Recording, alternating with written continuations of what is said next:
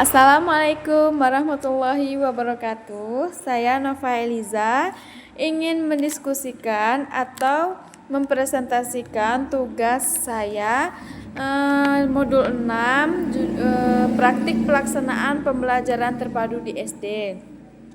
Praktik pelaksanaan pembelajaran terpadu di SD ada beberapa pendekatan pembelajaran yang menggabungkan beberapa mata pelajaran atau kompetensi dasar dalam satu tema atau satu topik.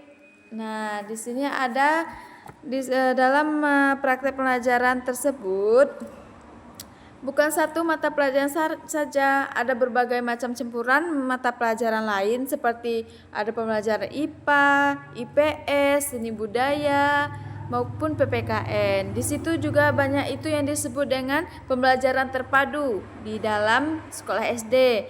Nah, yang untuk manfaatnya ada manfaatnya bagi siswa yaitu ada 4. Siswa lebih mudah memahami materi pelajaran. Nah, supaya siswa lebih mudah memahami materi pelajaran, guru harus bisa menjelaskan menjelaskan lebih detail dan lebih perlahan-lahan supaya siswa lebih mudah memahami materi yang kita sampaikan atau yang guru sampaikan. Dan yang kedua, siswa lebih aktif dan kreatif. Supaya siswa lebih aktif dan kreatif, guru harus bisa membawa siswa yang lebih belajar yang lebih efisien atau siswa lebih bisa mencari materi yang lebih baik seperti itu ya. Dan yang ketiga, guru harus lebih fleksibel. Nah, di sini peran guru sangat penting. Guru lebih bisa mencari materi yang sangat disukai atau yang menarik bagi siswa. Dan yang terakhir, menghindari duplikasi materi. Nah, sebagai guru, untuk menghindari duplikasi materi, guru dapat merancang supaya materi tersebut tidak bisa orang menciplak atau plagiat gitu ya, atau mengcopy paste yang perencanaan pembelajaran seorang guru gitu ya. Dan di sini ada juga langkah-langkah praktek pelaksanaan pembelajaran terpadu. Yang pertama yaitu identifikasi tema. Identifikasi tema yang dipilih berdasarkan minat, kebutuhan siswa serta relevansi dengan kurikulum yang tersedia sekarang. Seperti dulu kan ada namanya kurikulum Merdeka dan sekarang dirubah lagi dengan kurikulum K13 menjadi kurikulum Merdeka ya. Karena sekarang pelajarannya sama saja karena ada teori-teori dan penjelasannya saja yang agak sekarang lebih berbeda. Dan yang contohnya tema lingkungan hidup itu seperti ada di pelajaran IPA, tumbuhan, hewan, dan lain-lain. Tema ini akan menjadi pusat perhatian dalam pembelajaran dan menjelaskan kepada siswa tentang tumbuhan, lingkungan hidup, hewan, yang itu untuk pelajaran yang IPA. Dan ada juga yang kedua, penentuan mata pelajaran yang dipadukan. Memilih mata pelajaran yang relevan, yang tema yang telah dipilih seperti tema IPS, PPKN atau seni budaya. Contohnya yaitu tema lingkungan hidup dapat memadukan mata pelajaran, ada pelajaran IPA dan IPS, bahasa Indonesia dan seni budaya ada di dalam tema tersebut yaitu tema lingkungan hidup.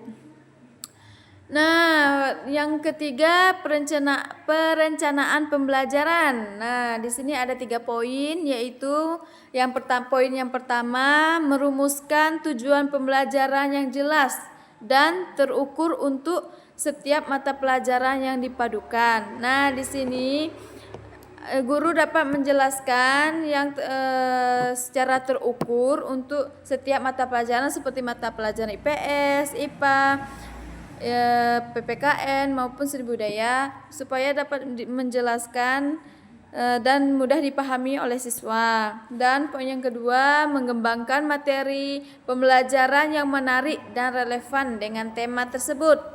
Nah, di sini supaya mengembangkan materi pembelajaran, guru harus sebisa mungkin menarik perhatian siswa supaya dapat pelajaran terpadu tersebut bisa dijelaskan dengan baik. Dan yang poin yang ketiga, menentukan metode pembelajaran yang sesuai dengan karakteristik siswa dan tujuan pembelajaran. Nah, di sini dapat kita jelaskan, kita harus mengenal karakteristik siswa tersebut supaya lebih mudah untuk siswa dalam tujuan pembelajaran dan mudah dipahami oleh siswa gitu. Dan bagian yang keempat, pelaksanaan pembelajaran. Nah, di sini guru dapat melaksanakan pembelajaran, yaitu ada 3 poin. 3 poin ini yaitu yang pertama, guru berperan sebagai fasilitator dan motivasi dalam proses pembelajaran. Nah, di sini guru berperan penting untuk menjelaskan sebagai fasilitator atau motivator bagi siswa, seperti guru menjelaskan yang pertama dengan penjelasan guru tersebut, terus siswa mencerna dan memahami apa maksud dari penjelasan guru tersebut gitu. Dan yang kedua, siswa terlibat aktif dalam kegiatan pembelajaran baik melalui diskusi, eksperimen, proyek maupun presentasi. Nah, di sini siswa dapat ikut terlibat aktif dalam kegiatan pembelajaran, yaitu seperti diskusi. Siswa harus bisa masuk ke dalam penjelasan guru tersebut, dan supaya bisa mengikuti diskusi apa yang dimaksud oleh teman-teman tersebut, dan bereksperimen atau berpraktek di dalam kelas, seperti contohnya berpraktek bikin bunga atau bagaimana. Terus siswa yang lain harus memahami apa maksud bicara bikin bunga tersebut, bunga dari plastik atau dari tisu dan sebagainya, dan maupun proyek presentasi. Nah, di sini ada guru dapat membagikan siswa beberapa kelompok. Nah, yang pertama, kelompok pertama akan menjelaskan presentasinya, dan kelompok lain menyimak diskusi dan memberi pertanyaan, dan seperti itu. Dan yang terakhir ada penilaian dalam pembelajaran. Ada 2 poin, yaitu penilaian dilakukan secara berkelanjutan baik terhadap proses maupun hasil belajar siswa. Nah, di sini dan pembelajaran terakhir, guru dapat memberikan penilaian kepada siswa tersebut dengan melakukan penilaian tentang diskusi tersebut, eksperimen, proyek maupun presentasinya tadi. Dan guru dapat menilai keaktifan siswanya, dan guru juga dapat menilai diskusinya, siapa saja yang aktif di dalam diskusi presentasi tersebut. Dan yang poin yang kedua, penilaian dapat dilakukan melalui berbagai cara, seperti observasi tugas tertulis, presentasi maupun proyek. Nah, di sini juga dapat guru memberikan nilai plus bagi siswanya untuk mengobservasi tugas-tugas tertulis tersebut atau tugas individu maupun tugas kelompok. Nah, di sini saya sudah menjelaskan, yaitu tentang bagaimana cara menjelaskan praktek pelaksanaan pembelajaran terpadu di SD. Nah, di sini praktek pembelajaran terpadu di SD bukan hanya satu mata pelajaran saja, yaitu ada beberapa paduan